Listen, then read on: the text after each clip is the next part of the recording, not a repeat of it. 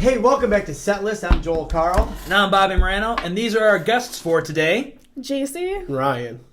And we will get to you two in a minute, but first, let's talk about upcoming events. March 7th, the jazz band, a cappella, and possibly some bands from Knights of the Rock Table will be performing at the Oakdale Mall. And we're somewhere in the 10 o'clock hour during the day. It's open to the public, free. Come on out if you don't have work or if you're home for the day or whatever. Please join us. But don't skip school. On the 16th of March, we are taking our band and chorus trip to Syracuse, New York, where we're going to go be seeing Wicked, hanging out at Destiny USA, and doing some other great stuff up there. Yeah, I'll put a flyer on your screen right now. Take a look at that. Let me know if interested. We think we're going to start opening it up to parents. So if you are a parent of a student that might want to go, contact us. You can either leave a comment or message us on Facebook or Twitter. And we'll put those handles at the bottom of your screen. Also, March 8th, we have our annual Pops concert. So that's jazz band, a cappella, band, and chorus will be performing a bunch of stuff. We have songs from Les Mis. We've got songs... some classic rock, some oldies. Rock We've stuff, got so much. I can't even... musicals. Chicago. I'm thinking all sorts of things. Sweeney Todd. Yep. Cool. So basically, it's going to be a lot of great music. Starts at 7 o'clock, so hope to see you there. I think you'll recognize probably everything you hear at that. Very definitely. recognizable songs. Yep. So and then last, we have at the end of March and April 1st is the opening of our musical. So make sure you come see that. It's the Addams Family. These guys are also a part of that. So make sure you're there. Tickets go on sale in the next couple weeks. All right, so we got our faces of Windsor today. Jacey and Kurgan both took part in something really cool this past weekend at Ithaca. Who wants to talk about it? Tell us about it. Okay. It's called Area All-State, and it's a performance that students throughout, 6 counties? 6 counties, yeah. 6 counties get to audition a solo at level 6, which is the highest level, in front of a judge, and they're scored. And if you get a great score of like 98 of 100 or 99 or a perfect score, you get to go to Area All-State for either band or chorus, whatever one you auditioned for. Right, so that's NISMA. So you audition with a solo at NISMA. If you get a high enough grade, you get considered to be part of this chorus that's made up of students from 6 different counties. So it's sort of like if you've ever done all county, if you've ever done BCMEA, this is like the next step in that. So it's a really big deal that these guys both got selected. And that happens. You can audition for NISMA and do a solo every April, and it's held in Johnson City. And if that's something that you're a student and you're interested in doing, see Mr. Morano and I. We can get you set up with a solo, and then you would just go in April, audition, and no matter how you do, you get some feedback from judges that are trained to give professional feedback. So you guys were both part of the mixed chorus. So Jacey, what would you say? What was your favorite song from the festival that you guys performed? I mean, I liked all of them. They're actually really good selections. And, like, he didn't pick anything. Our conductor was, like, really good. He's awesome. He was cool. Full of, like, energy and just, like, really funny and, like, kept us engaged, which actually helped a lot. But he didn't pick any songs, like, that the composer wasn't dead.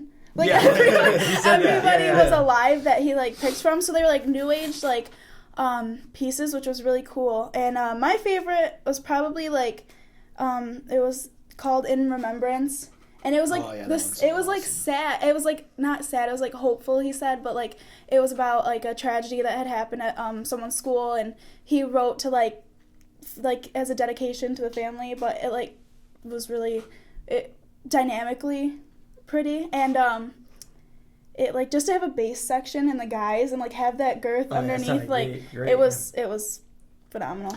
Yeah. And you guys got to talk to the composers of one of the songs too, right? Yeah. Nyan, I think it's called. Yeah, it was Nyan. The composer actually called our director, and he put him on speakerphone, and he had us ask the composer any question that we wanted. And I remember one of them asked, how long did it take for him to write it? He said it was about 2 weeks that he isolated himself, and he just wanted to do all these crazy sound effects into the song. So, yeah, it actually means like nothing. It's just like it's really not. It's just gibberish. And it turned out to be really, really cool. It was cool. It was really fun. Did you get to perform for the composer like over the phone, or it probably would have been? We did. Oh, you did. We did. We gave him like a like It was like a 1 preview. minute Yeah. segment of the song.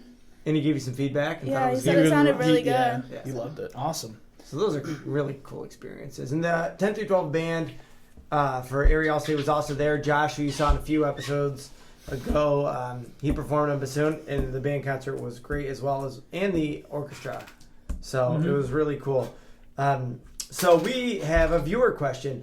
A few episodes ago, there was a comment on our YouTube page from Gavin, who's actually a new member of our team here at Setlist.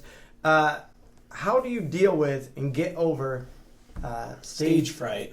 So here are two great candidates to talk about it. yeah, Well, I've done a lot of performances throughout all my school life, so I've gotten used to it. But the way that it got me to start just to ignore it is like once you practice and rehearse it over and over, you kind of just forget about the audience and you just zone out and you just stay focused with what you're performing with. And it may seem scary at first, but once you start getting the feel and start getting comfortable with it, I think it's not really that big of a deal, and you could practice with a bunch of your friends as an audience and then start to feel more comfortable with it. So you're saying, Ryan, you did used to get stage fright though. So it wasn't something where it just naturally you just never were nervous. So it was something you had to get over. Yeah, and I've done a lot of performances, so I've learned to get over it, and I totally had stage fright. Like I definitely did. Not to the point where I was like frozen on stage, but I would make mistakes all the time. I remember in middle school, like I'd be super prepared, and then you get in front of an audience, it's like, oh, you panic a little bit, but you do well, and no one notices.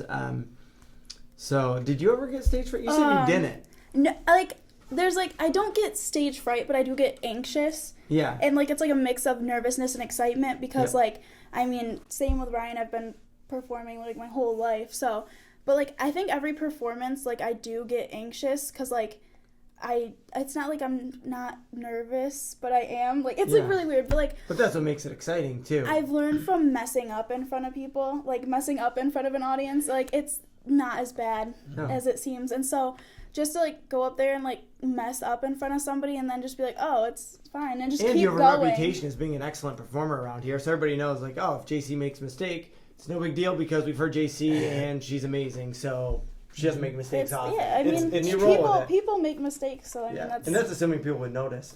I never had stage fright. That was perfect, so I wasn't worried about it. No, I mean, I kind of agree with JC. It was something, I was always drawn to performing. That was something I wanted to do. I liked to be in front of people, but there definitely was some element of nervousness and anxiety. I think, though, honestly, being a part of an ensemble is such a good way to start getting over that stage fright, because it's when it's okay, we all messed up, we all made a mistake, then I feel like it takes a lot of the pressure off you individually.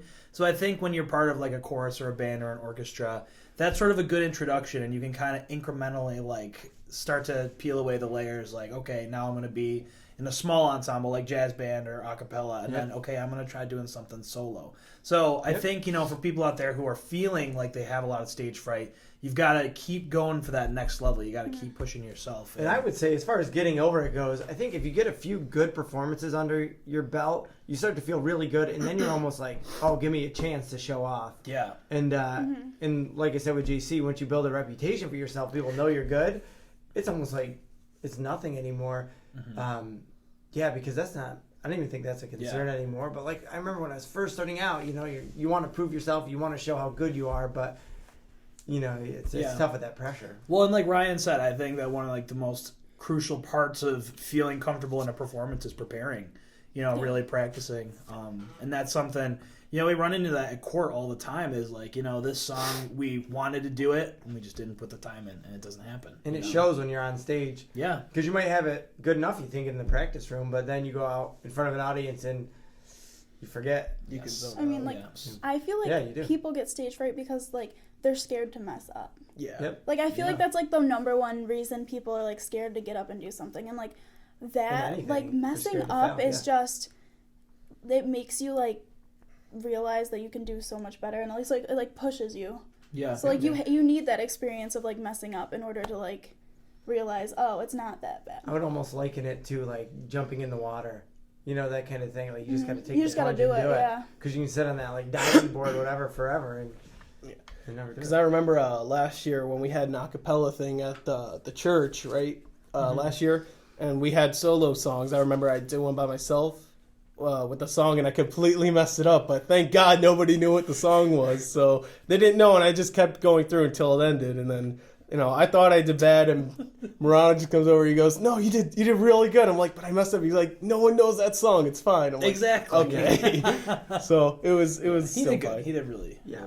You're your own hardest critic. Like, you will notice all your mistakes, and I doubt any of the audience notices. Yeah. No one noticed. So. Yeah. And ultimately, I think what you got to take away from that, we did solo audition for one of our songs in chorus today, and it really is just a matter of if you have the courage to do it, you're taking something away from it right there. It's not about how well you do all the time. It's about doing it for you. So for those of you out there who have stage fright, just got to try it. Put yourself out there and give it a shot. Agreed.